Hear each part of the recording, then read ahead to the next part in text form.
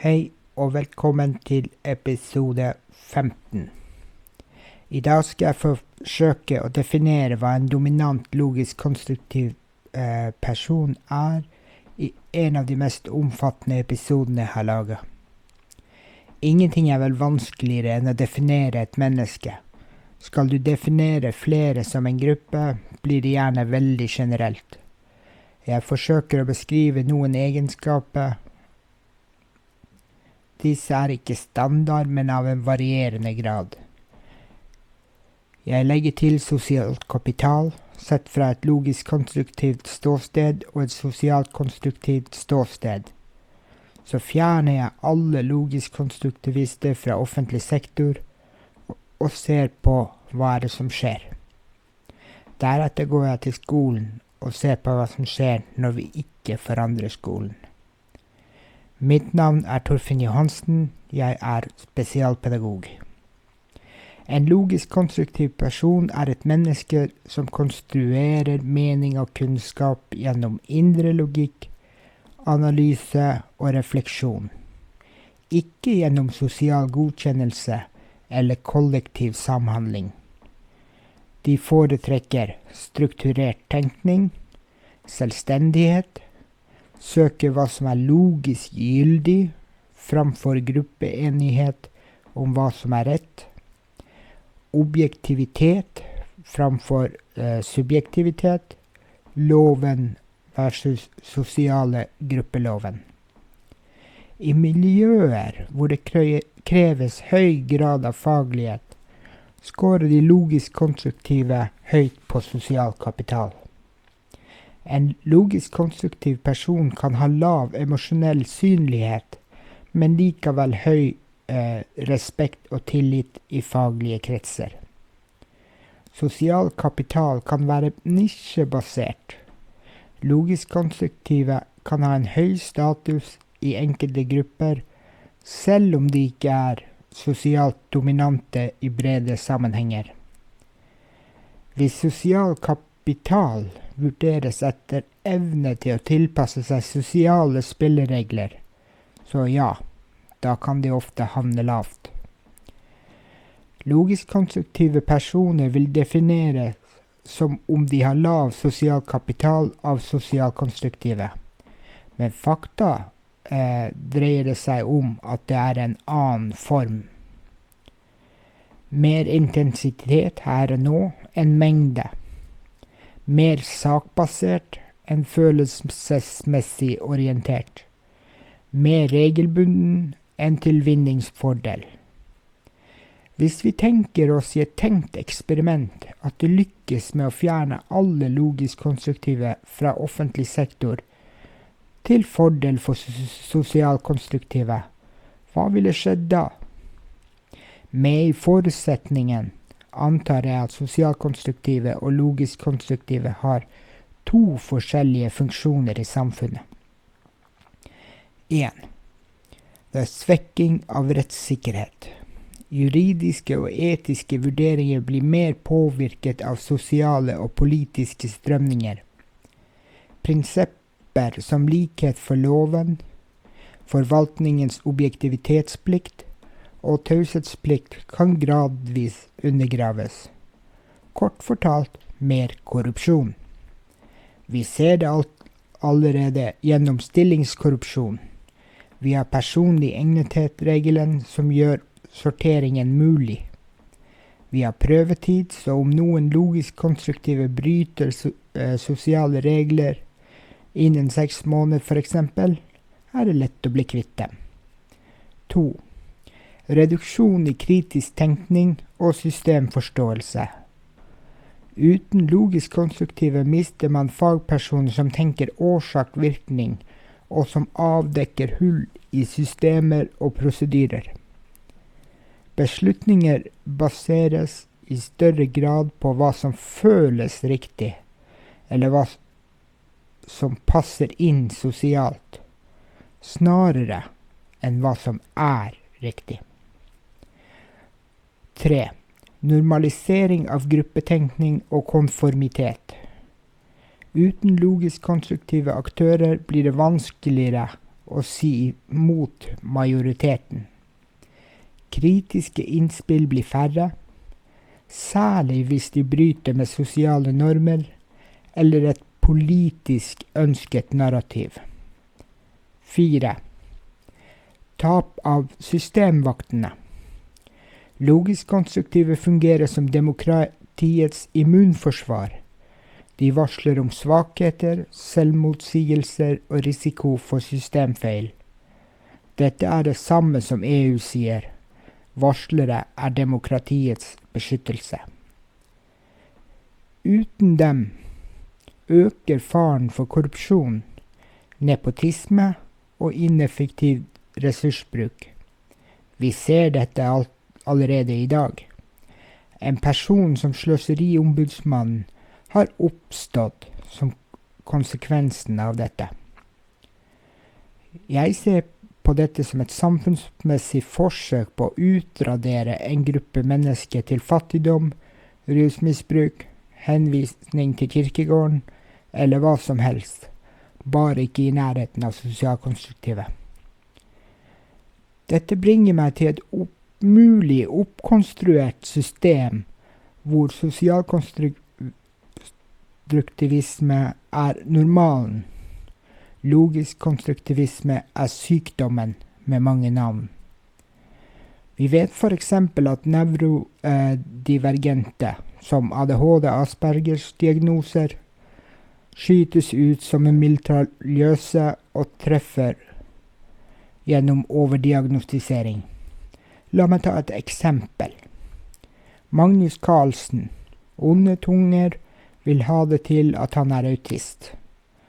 Basert på det lille jeg vet om han, er han ifølge Gardners intelligenser, skårer han høyt på romlig, visuell og logisk matematisk.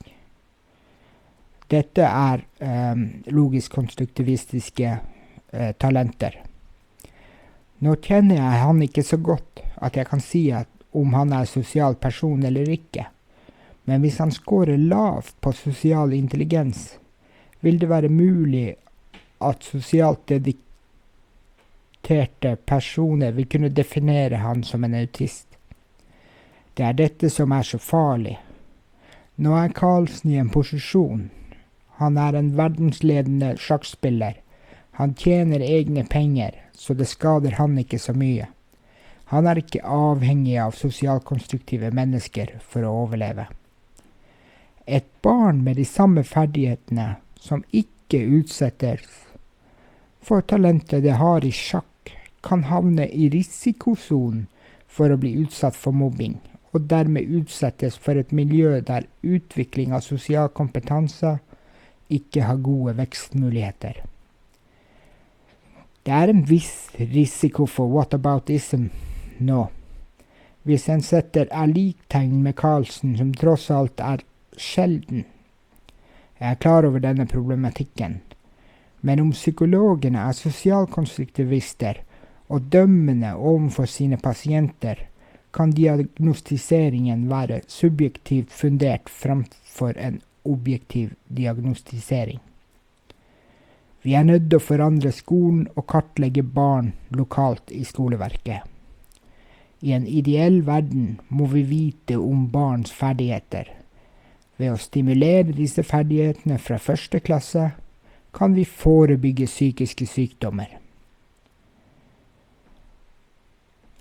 Spesielt hvis alternativet er en konstant kognitiv og emosjonell feiltilpasning. Et matematisk logisk barn er derfor i risikoen for utvikling av psykiske vansker om skolen er en sosialkonstruktiv skole. Hvorfor og hvordan da? Understimulering er lik mental frustrasjon. Et barn med sterk logisk-matematisk intelligens. Tenkesystemet er analytisk, strukturert, regelorientert. Har behov for mønstre, regler, problemer og løsninger.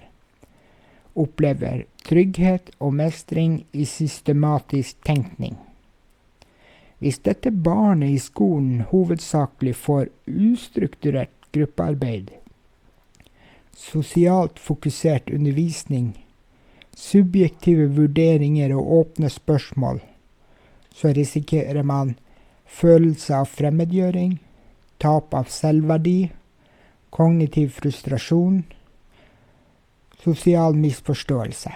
Altså bli sett som rigid, vanskelig, annerledes. Over tid gir det økt risiko for psykiske lidelser som angst, depresjon eller atferdsforstyrrelser. Mestring bygger identitet. Et barn som får bruke sin foretrukne intelligens, opplever mestring, flyt og mening, får positiv tilbakemelding fra omgivelsene, skaper en identitet knyttet til styrke, ikke svakhet, blir i mindre grad utsatt for korreksjon og eksklusjon. Dette gir et robust selvbilde, bedre regulering og mindre sårbarhet for psykiske belastninger. Nyere hjerneforskning viser når hjernen stimuleres i samsvar med sin preferanse, aktiveres belønningssystemer, dopamin. Dette gir indre motivasjon, glede og trygghet. Dersom vi tilpasser undervisning til et matematisk logisk barn med mer matematikk, logikk, mønstergjenkjenning og problemløsning, så øker vi sannsynligheten for læringsglede og trivsel. Reduserer vi risikoen for psykisk stress, selvforakt og marginalisering. Forebygger vi i det lange løp psykiske helseproblemer. Så kan en sosialkonstruktiv skole være direkte ødeleggende for matematisk-logiske barn. Ja, en sosialkonstruktiv skolekultur kan i mange tilfeller være en direkte risikofaktor for skolevegring hos barn med logisk-matematisk intelligens. Dersom deres kognitive behov systematisk ignoreres eller undertrykkes. Dette handler ikke om faginnhold, men hele skolens pedagogiske og sosiale miljø. Feildiagnostisering og pedagogisk mistolkning. Lærere tolker ofte lav sosial deltagelse som sosial svakhet, sterk rettferdighetssans som rigiditet, kritiske spørsmål som uforskammethet. Dette fører til korrigerende tiltak, sosial ekskludering, eventuelt henvisning til BUP eller PPT. Barnet forstår at det ikke passer inn og trekker seg unna. Hva trenger et logisk-matematisk barn for å trives? Strukturerte og forutsigbare oppgaver, tydelige mål og kriterier, logisk innhold og faglig dybde, selvstendig arbeid og konsentrasjonssoner, anerkjennelse av intellektuell rettferdighetssans, trygghet i å være annerledes uten å bli feiltolket. Fellesskolen eller enhetsskolen kan i sin ytterste konsekvens være en politisk undertrykkingsprosjekt mot logisk konstruktive barn. Dette gjelder selvsagt også barnevern og sosialkonstruktive personers handlinger. Når vi ser senere i livet utestenging fra arbeidslivet, diagnostiseringen, undertrykkelsen gjennom Nav, hvor de lever under fattigdomsgrensa, nedleggelse av psykiatrien og hjelpemulighetene, og videre så minstepensjonist, så ser vi egentlig en trakassering som er systematisk og grundig. Så grundig at det er en systemisk mobbing. Jeg mener at her bør det være grunnlag for å fremme et omfattende erstatningskrav. Dette dreier seg ikke om enkeltmenneskers livsvalg. Dette dreier seg om å stikke kjepper i hjulene på logisk-konstruktive mennesker. Nå har jeg brukt matematisk-logisk intelligens konsekvent. Men det gjelder også romlig visuell og naturalistisk på et moderat nivå. Samt musikalske barn er et blandingstilfelle hvor noen har risiko, mens andre ikke.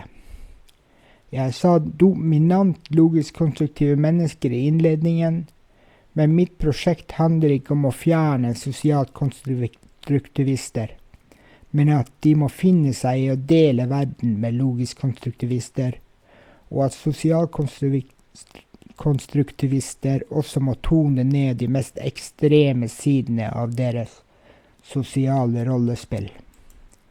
Tusen takk for meg.